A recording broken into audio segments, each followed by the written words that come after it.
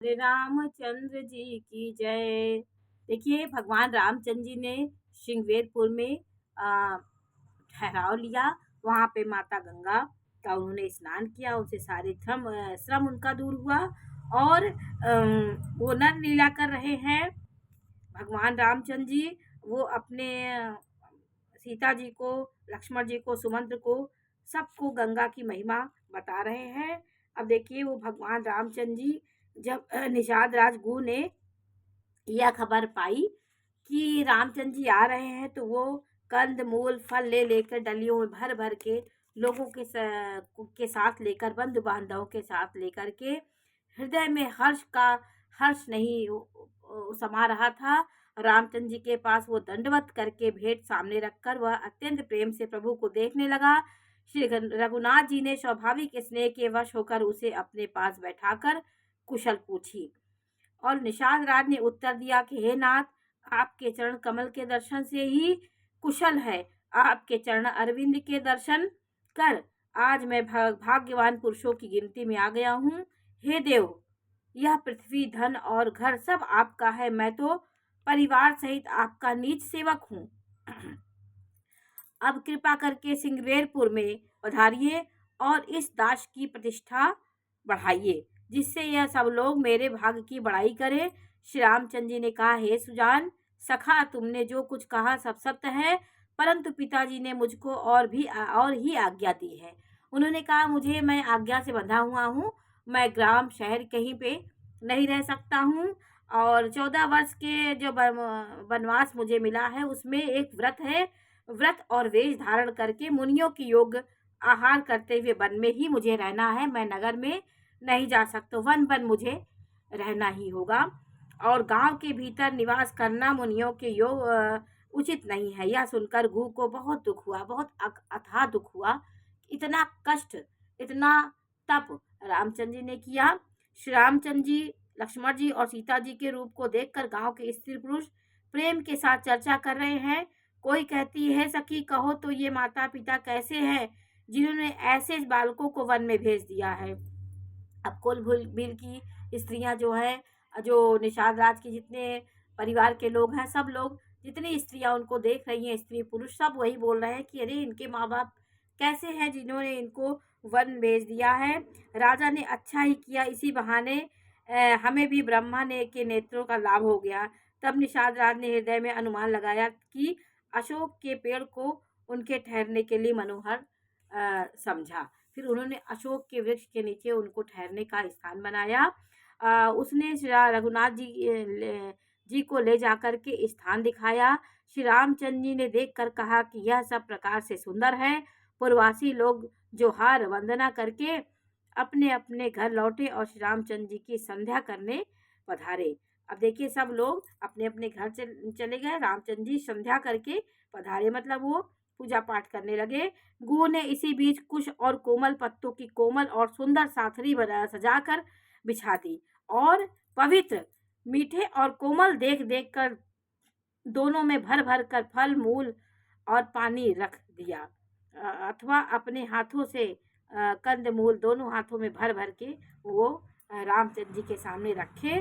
और कुश का, कोमल कुश का उन्होंने अपने हाथ से कुश का आसन बनाया, जिसमें रामचंद्र जी को साथरी बनाई, जिसको बिछौना कहते हैं। उसमें रामचंद्र जी को सोने का स्थान बनाया। सिय सुमंत्र भ्राता सहित कंद मूल फल खाई, शयन कीन रघुवंश वंश मनि पाय पलोटत भाई। सीता जी, सुमंत जी और भाई लक्ष्मण जी सहित कंद मूल फल खाकर रघुकुल मणि श्री रामचंद्र जी लेट गए। भाई लक्ष्मण जी उनके पैर दबाने लगे। अब इतने थके थे तो सब लोग लेट गए, विश्राम कर रहे हैं। प्रभु श्री रामचंद्र जी को सोते जानकर लक्ष्मण जी उठे और कोमल वाणी से मंत्री सुमन जी को सोने के लिए कहकर वहां से कुछ दूर पर धनुष वाण लेकर सजाकर वीरासना से बैठकर, मतलब वीर आसन से बैठ कर के जागने और पहरा देने लगे। वो पहरेदार के रूप में ही गए थे। रामचंद्र जी सोता देखे तुरंत उठ गए। वो चारों तरफ से पहरेदारी करने लगे, कहीं कोई आतताई, कोई राक्षस ना आ जाए। वो पहरा देने लगे। अगू ने विश्वास पात्र पहरादारों को बुलाकर आनंद प्रेम से जगह जगह नियुक्त कर दिया और आग कमर में और अपना कमर में तरकस बांधकर धनुष बाण लेकर के लक्ष्मण जी के साथ जा बैठा। वहां पे वो लक्ष्मण जी की तरह पहरा देने लगे। प्रभु को जमीन पर सोते देखकर प्रेमवश निषाद राज जी के हृदय में विषाद आ गया। उनका शरीर पुलकित हो गया और नेत्रों में प्रेमाश्रुओं का जल बहने लगा। वह प्रेम सहित लक्ष्मण जी से वचन कहने लगे कि भूपति भवन सुभाय सुहावा सुरपति सदन नपट तर आवा मणिमय रचित चारु चौबारे जनु रतिपति निज हाथ सवारे। महाराज दशरथ जी का महल तो स्वभाव से ही सुंदर है, इंद्र भवन भी उनके सामने फीका है, समानता नहीं कर सकता। इंद्र का भवन भी उनसे समानता नहीं कर सकता। उसमें सुंदर मड़ियों के रचे चौबारे छत के ऊपर बगले हैं। उन्हें मानो रति के पति कामदेव ने अपने ही हाथों से सजाकर बनाया है। और दोहा नंबर 90 में है कि सुचि सुविचित्र सभोगमय सुमन सुगंध सुवास पलंग मंजु मन दीप जहाँ सब विधि सकल सुपास।